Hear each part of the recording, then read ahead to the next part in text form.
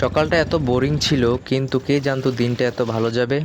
আর 4-5টা দিনের মতোই আজকেও ঘুম থেকে একটু দেরি করে উঠেছিলাম, কিন্তু উঠেই মাথায় বাজ পড়ল। পুরো এক সপ্তাহ জমানো কাপড় ধোয়ার বাকি ছিল। এইগুলো ধোয়ার দিন ছিল শুক্রবার, কিন্তু আমার একদমই মনে ছিল না। তাই ঝটপট কাপড়গুলো সাবান পানি দিয়ে ভিজিয়ে ফেললাম। আমার ভাবনা যদি ভুল না হয়, তাহলে আমার ভাইয়াও কাপড় ধুইতে ভুলে গেছে। ভাইরে ভাই, পুরো এক বালতি কাপড় দেখেই মাথা নষ্ট। দেখেন, নিজের কাজ তো নিজেরই করতে হয়, তারপরেও পৃথিবীতে আমার এই একটা কাজের প্রতি অনিচ্ছা, আর সেইটা হলো কাপড় ধোয়া। তো যাই হোক, ঘরে ঢুকে দেখি ঘরের অবস্থাও খুব খারাপ, পরিষ্কার করতে হবে।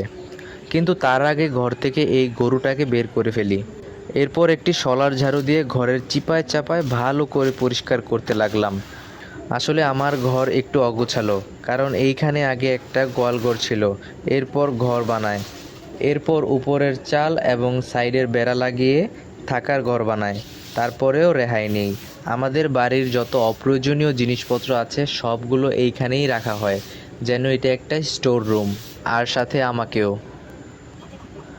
আর এই দিকে সকালবেলায় নাস্তা তৈরি করা হইতেছে। যাই হোক,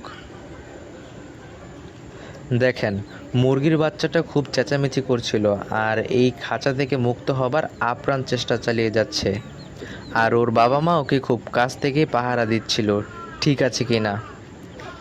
হাঁস, মুরগি, গরু, ছাগল সবাইকেই তো দেখালাম, এবার একটু নিজেকে দেখাই। আমার নাম মোহাম্মদ রাব্বি। আমি আমার কাজের পাশাপাশি টুকটাক ভিডিও বানাই।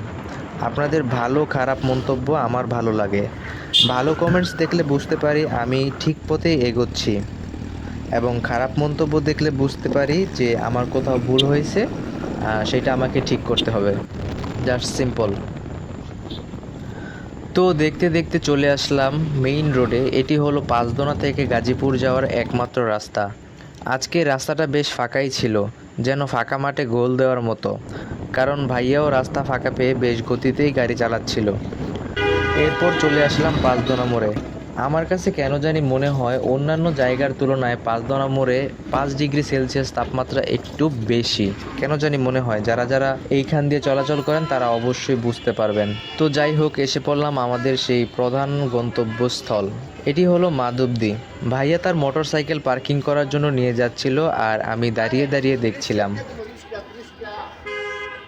এখানে যেই উঁচু বিল্ডিংটা দেখতে পাচ্ছেন, এইটাতেই গতকালকে আমি উঠেছিলাম, আর এর ভিডিও আমার চ্যানেলে দেওয়া আছে, চাইলে দেখে আসতে পারেন।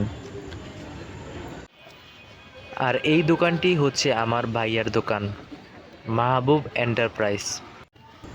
মাধবদী থানা এক ধুলোমাখা ছোট্ট শহর। এখানে রয়েছে ছোট, মাঝারি এবং অনেক উঁচু উঁচু ভবন। কোলাহলযুক্ত এই শহরে যেন ট্রাফিক জ্যাম লেগেই থাকে। এখানে সবাই ব্যস্ত, যে যার মতো কাজে, একমাত্র আমি বাদে। তাই তো চলে আসলাম একটু সবুজের খোঁজে। আমার পাশেই দেখতে পাচ্ছেন ময়লা জমে থাকা খালের মতো কিছু একটা। আসলে জানলে অবাক হবেন, এটি কোনো খাল বা ময়লা ফেলার ড্রেন নয়, এটি একটি নদ। আর এই নদের নাম ব্রহ্মপুত্র। একসময় এই নদের পানি ভালো থাকলেও এখন তা নর্দমায় পরিণত হয়েছে।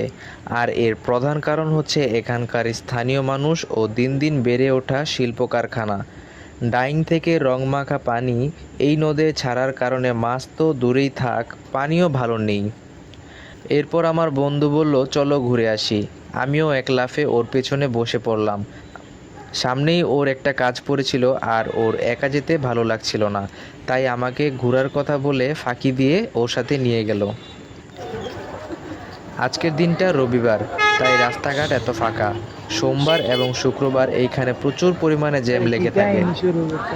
আপনারা যদি চান তাহলে মাধবদী কিসের জন্য বিখ্যাত তা আপনাদের দেখাতে পারি। আশা করি ভিডিওটা আপনাদের কাছে অনেক ভালো লেগেছে। ভালো লেগে থাকলে অবশ্যই লাইক দিন, কমেন্টে আপনার মতামত জানাতে ভুলবেন না। আর নতুন নতুন ভিডিও পেতে চ্যানেলটা অবশ্যই সাবস্ক্রাইব করে পাশে থাকুন। ধন্যবাদ।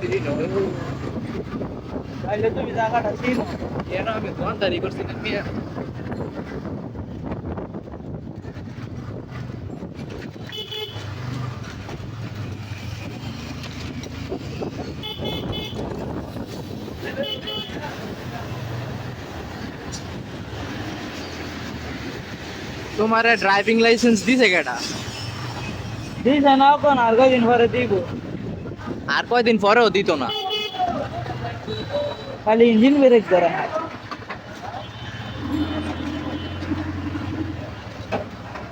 আস্থা, এটাই জনগণের একমাত্র আস্থা।